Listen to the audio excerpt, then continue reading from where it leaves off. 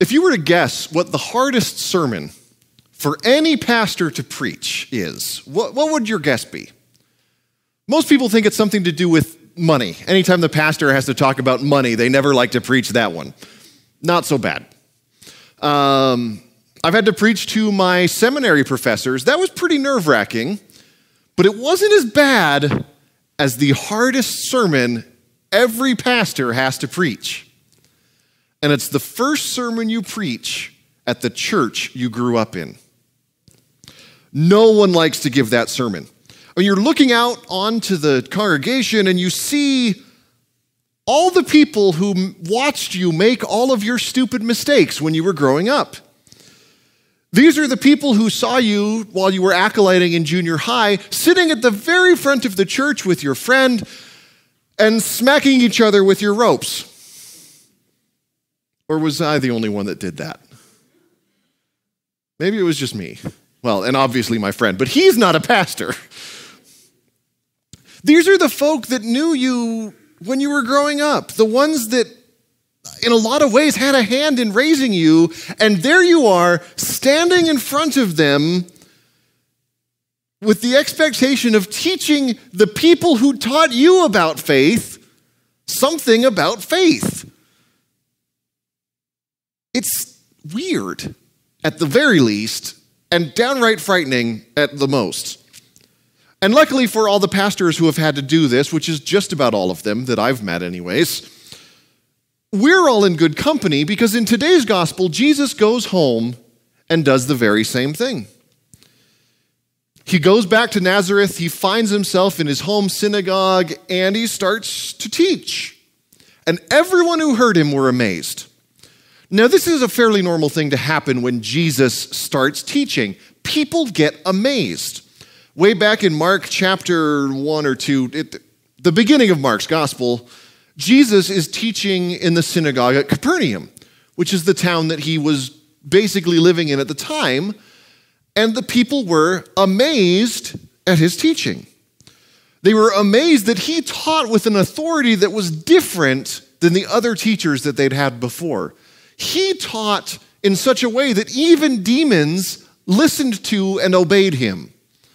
So those folk were amazed at the things that Jesus was teaching and amazed at the things that Jesus' words could do.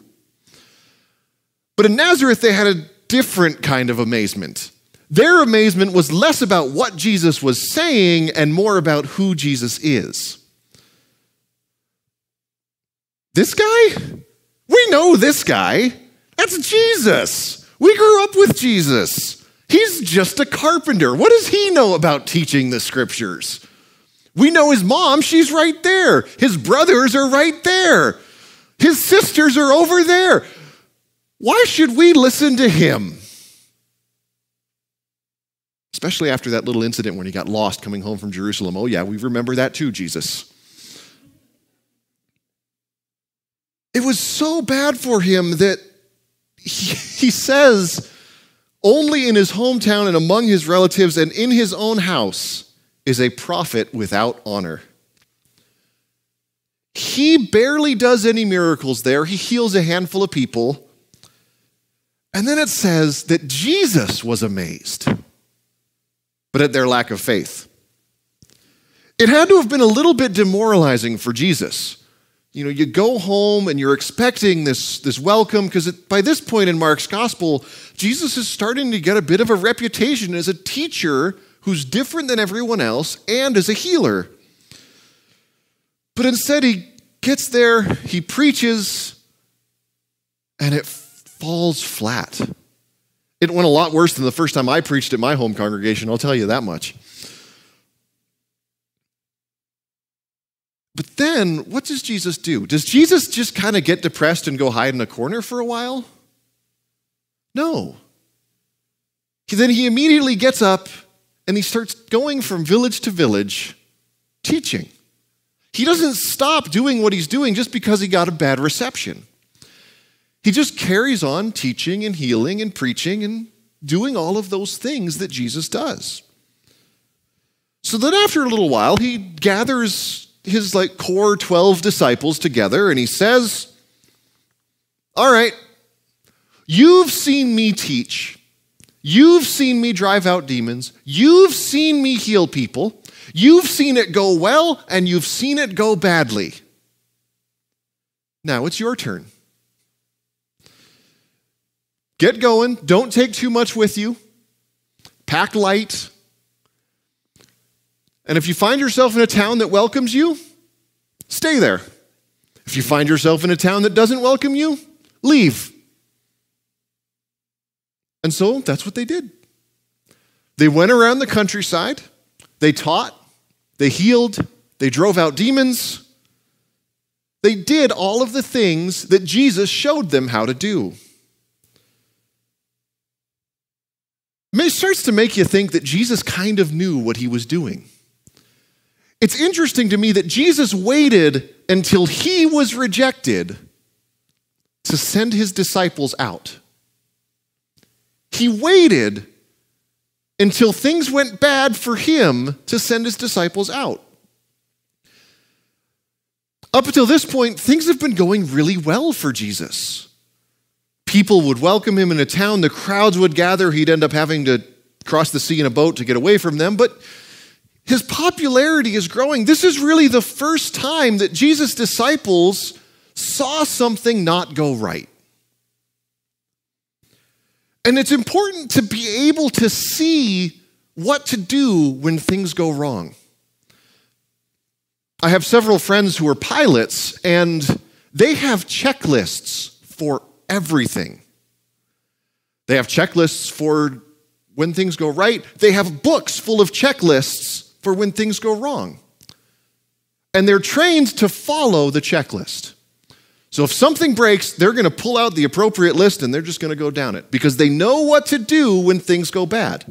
I mean, if things are going right, you don't have to stress all that much, right? When everything's going well, it's good.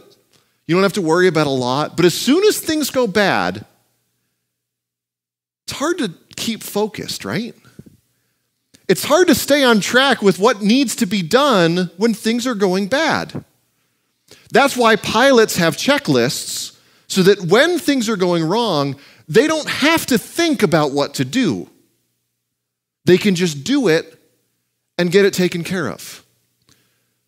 They don't have to keep track of what all they have to do because they already know. It's already there for them. Jesus is modeling that kind of behavior for his disciples. He's showing them exactly what to do when people don't listen. And it's a great idea. So now his disciples know when they're sent out by Jesus, they don't just know what to do when everyone is happy to hear what they're saying. They know what to do when no one wants to hear what they're saying. So as these disciples go out, if things are going well for them, they just know. This is what we do. We'll stay in the house that welcomes us. We'll teach, we'll preach, we'll heal. We'll do what Jesus does. If things go bad and no one wants to listen to us, we'll still do what Jesus does. We'll go to the next village and do the same thing. Now, this is what being a Christian is about. If we're called to follow Jesus, we're called to follow his example when people are listening to us and when people aren't. We're called to not just follow Jesus when things are going well, but to follow him when things aren't.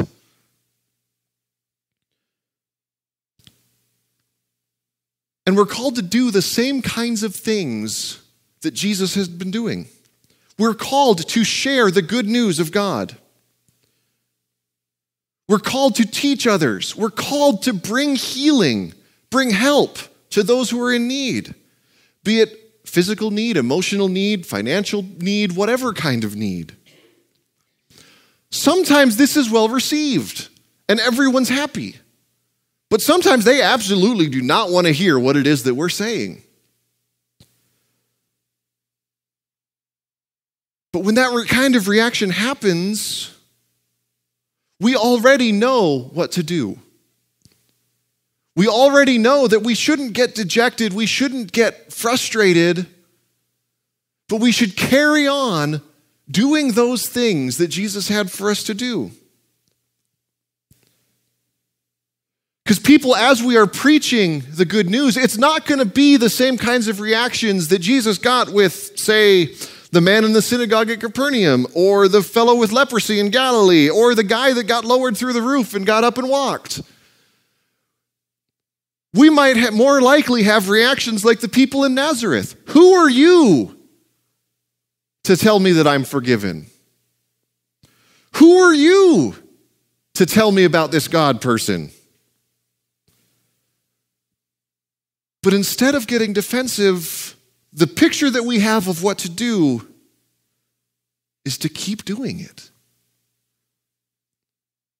The picture that Jesus gives us of what to do